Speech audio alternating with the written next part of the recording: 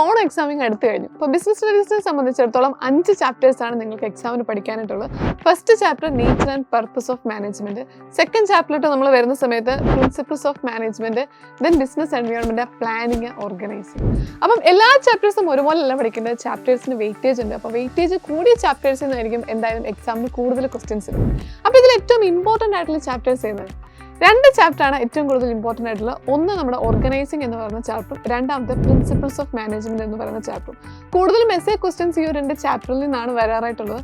നമ്മുടെ principles of management എന്ന് പറയുന്ന ചാപ്റ്റർ പറയുകയാണെങ്കിൽ അതിൽ നമുക്ക് ഹെൻറി ഫയോളിൻ്റെ പ്രിൻസിപ്പിൾസും ടൈലറിൻ്റെ പ്രിൻസിപ്പിൾസും പഠിക്കാനായിട്ടുണ്ട്. അത് രണ്ടും വളരെ ഇമ്പോർട്ടൻ്റ് ആയിട്ടുള്ള ഒരു കാര്യമാണ്.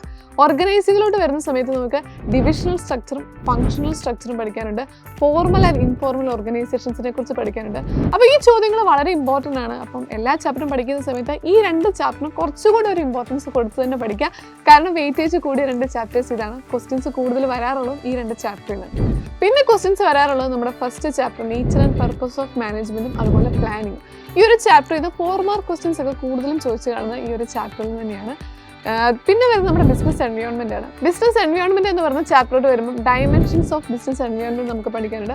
ആ ഒരു ഏരിയയിൽ നിന്നാണ് കൂടുതലും ക്വസ്റ്റ്യൻസ് ചോദിക്കാറുള്ളത്. അപ്പം ഡെഫിനറ്റ്ലി ആ ചാപ്റ്റർ പഠിക്കുന്ന സമയത്ത് ആ ഒരു ഏരിയ ഫോക്കസ് ചെയ്ത് പഠിക്കാം. അപ്പം ഏകദേശം നിങ്ങൾക്ക് ചാപ്റ്റേഴ്സിനെ കുറിച്ച് ഒരു ഐഡിയ കിട്ടിയിട്ടുണ്ടെന്ന് വിശ്വസിക്കുന്നു. അപ്പം എന്തായാലും നമ്മൾ ഓണം എക്സാമിന് ഈ ചാപ്റ്റേഴ്സ് എല്ലാം പഠിക്കേണ്ടതാണ്. അതിൽ വെയിറ്റേജ് ഉള്ള ചാപ്റ്റർ തന്നെ നിങ്ങൾ കൂടുതൽ ഇമ്പോർട്ടൻസ് കൊടുത്ത് പഠിക്കുക. അപ്പോൾ അടിപൊളിയായിട്ട് പഠിക്കുക. Okay, thank you.